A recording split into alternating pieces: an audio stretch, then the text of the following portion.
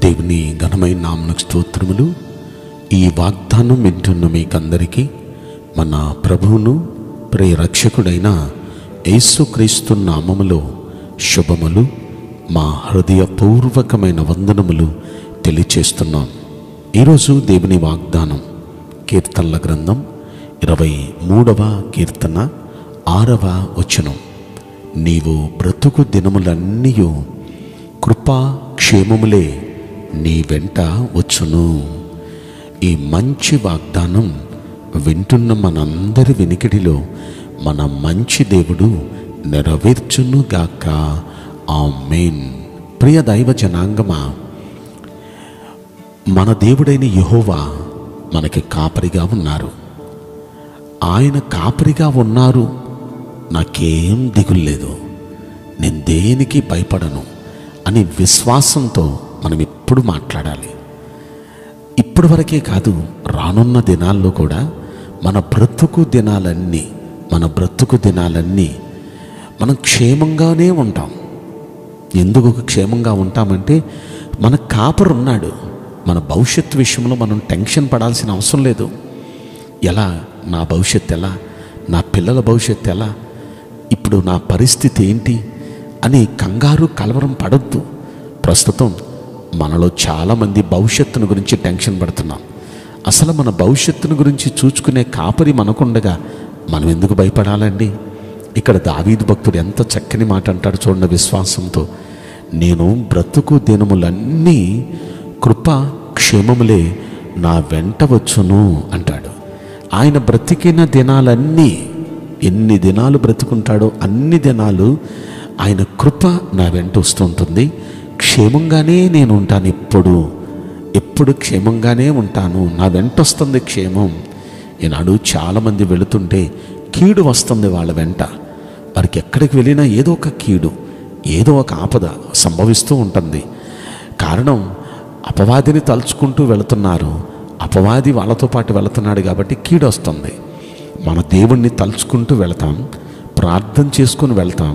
ఆయన మనతో కూడా వస్తున్నారు, మన ప్రక్కనే ఆయన ఉన్నారు, ఆయనే తలంపుల్లో ఉన్నారు. ఆయన్ని తలంచుకుంటూ, ఆయన్ని స్మరించుకుంటూ మనం వెళుతున్నాం కాబట్టి ఎక్కడికి వెళ్ళినా మన కాపరి మనకు తోడుండగా ఎప్పుడు క్షేమంగానే వెళతాం, క్షేమంగానే వస్తాం. ఎందుకంటే కాపాడే కాపరు ఉన్నారుగా. ఆయన మన కుడి ప్రక్కన నీడగా ఉంటారంట. పగలు ఎండ దెబ్బ కానీ, రాత్రి వెన్నెల దెబ్బ కానీ తగలకుండా కాపాడతారంట.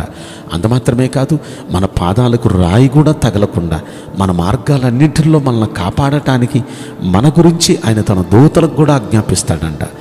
ఆ దూతలు మన పాదాలకు రాయి కూడా తగలకుండా వారు తమ చేతుల మీద ఎత్తి పట్టుకుంటారంట. ఎంత గొప్ప సంగతి! ఎందుకంటే మన కాపరి ఉన్నారు, ఆయన దూతలను కావలిగా ఉంచుతున్నారు. కనుక ఎక్కడికి వెళ్ళినా క్షేమమే మన వెంట వస్తుంది.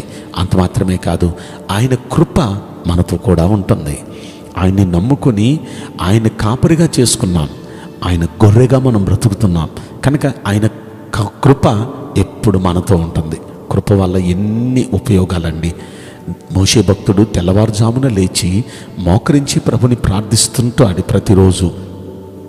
90వ కీర్తనలో ఆ భక్తుడు ప్రార్థిస్తూ అంటాడు, ఉదయమే నీ కృపతో మమ్మల్ని తృప్తిపరచాయా, అప్పుడు మేము మా దినములన్నీ ఉత్సాహంగా సంతోషంగా బ్రతుకుతాం అని 14వ వచనంలో ఆయన పలుకుతూ ఉంటాడండి. అంటే బ్రతికిన దినాలన్నీ ఉత్సాహంగా సంతోషంగా బ్రతకాలంటే కృప కావాలి. అలాగే పౌలు భక్తుడు అంటాడు, హెబ్రీయులకు రాసిన పత్రిక 4వ అధ్యాయం 16వ వచనంలో, మనము కనికరింపబడి సమయోచితమైన సహాయం కొరకు కృప పొందునట్లు అంటాడు. అంటే సమయోచితమైన సహాయం కలగాలి అంటే కృప పొందాలి. అంటే కృప పొందితే సమయోచితమైన సహాయం అంటే ఏ సమయానికి ఏది అవసరమో ఆ సమయానికి సమకూడుతూ ఉంటుంది.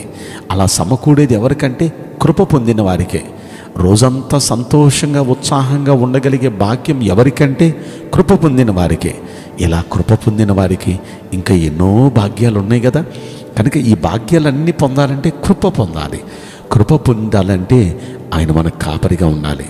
చూడండి, దావీదు అంటాడు, ఆ యెహోవా నా కాపరి, నాకు ఆయన కాపరిగా ఉన్నాడు కాబట్టి నేను బ్రతికిన దినాలన్నీ కృప నా తలపైన ఉంది.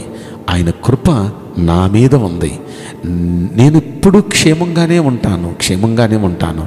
నా వెంట క్షేమం వస్తుంది. ఎక్కడికి వెళ్ళినా క్షేమమే వెళ్తాను, క్షేమంగానే వెళ్తాను, క్షేమంగానే వస్తాను. ఎంత చక్కని నమ్మకం! ఈరోజు నేను ఇలా నమ్మగలిగితే ఆయన కృప, క్షేమం మీ వెంట వచ్చునుగాక. పనులలో మీకు జయమొచ్చునుగాక. మీరు ఎప్పుడు ఉల్లాసంగా సంతోషంగా ఉందుదురుగాక. ఏ సమయానికి ఏది అవసరమో అదే ఆ సమయానికి అమరుడుగాక. క్షేమంగా ఆనందంగా మీరందరూ ఉన్నట్లుగా దయచేసి మనం ప్రార్థన చేద్దామా? పరిశుద్ధుడా, ప్రేమగల యేసురాజా, మీ పరిశుద్ధ బంగారు పవిత్రమైన నామమునకు నిండు మనసుతో కోట్ల కొలదిగా స్తుతులు, స్తోత్రములు, వందనాలు చెల్లిస్తున్నాం.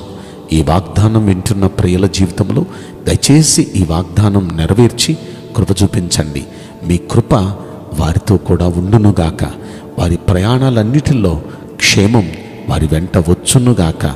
అయ్యా, ఈ వాగ్దానం నిశ్చయంగా ప్రతి జీవితంలో నెరవేర్చి కృప చూపించమని ఈ కొద్ది మనవులు నజరుడని యేసుక్రీస్తు ప్రశస్తమైన నామములో మిక్కిలి వినయముతో ప్రార్థించి బ్రతిమలాడి వేడుకుంటున్నాం ప్రియ పరలోకపు తండ్రి.